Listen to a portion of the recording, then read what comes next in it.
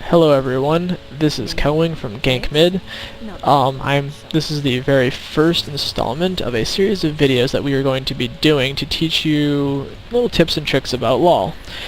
This first video I will be showing you about last hitting as, well, anyone really. I'm just doing it as mid. I'll be going over a few tricks, a few other tricks that you might want to be aware of when midding.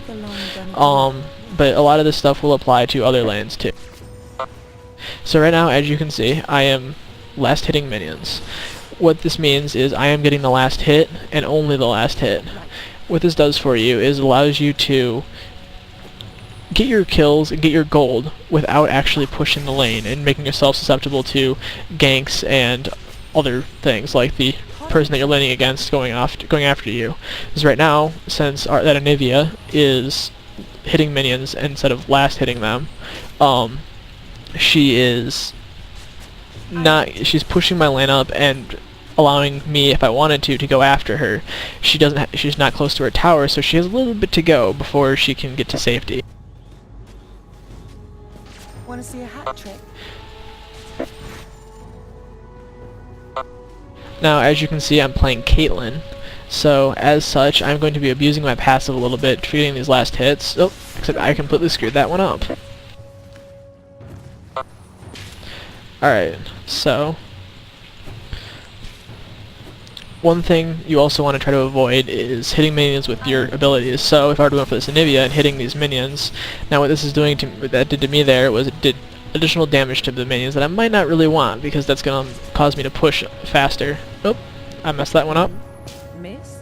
Not by a long shot. Now, on champions like Caitlyn, and you know the other AD carries, it's usually a good idea to start with the Doran's Blade. I know a lot of people like to start with boots, but the Doran's Blade gives you a little bit easier time when it comes to last hitting minions.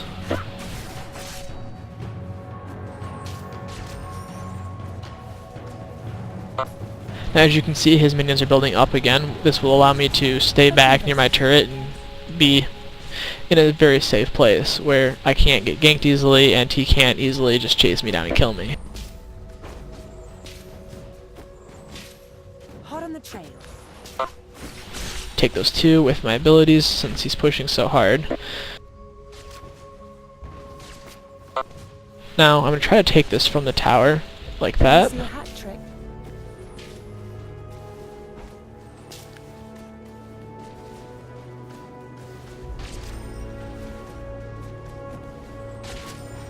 Time for a shakedown. Another thing you want to be aware of is attack speed also affects your ability to last hit. Having a higher attack speed makes it much easier to last hit two targets that are dropping at roughly the same speed. That's one of the biggest challenges, is when an event like that happens. You get two minions that are both getting targeted by your minions equally. They start dropping at the same speed, and it's very difficult to last hit both those minions. So increasing your attack speed will allow you to get both those minions and increase your gold. Now, another thing you have to be aware of is when you die in lane, especially in a solo lane, not only are you giving them the gold for the kill, but you're also giving your opponent additional minion gold that you're not getting. You're feeding them more than you realize a lot of the time. Want to see a hat trick? So it's a very good idea to, well, not die. So if your teammates are accusing you of feeding and you've only got 2 deaths and you're just saying, well, I'm not really feeding that much, but you really are. You're feeding a lot more than you realize. On top of that, they're also gaining experience that you're not gaining. A good mid or good solo laner will, after their enemy dies, push the lane all the way to the tower. This will cause their enemy to lose additional XP. It'll cause the tower to kill your own minions faster. That's less XP and less gold for your enemies.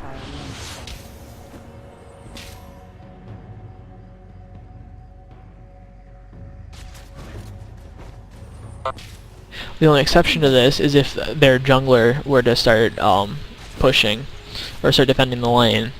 In that case, they're not. You're the person that you're laning against. You're still dominating them in lane. Yes, they're losing gold and XP that you're not, but the gold and XP is still going to the team.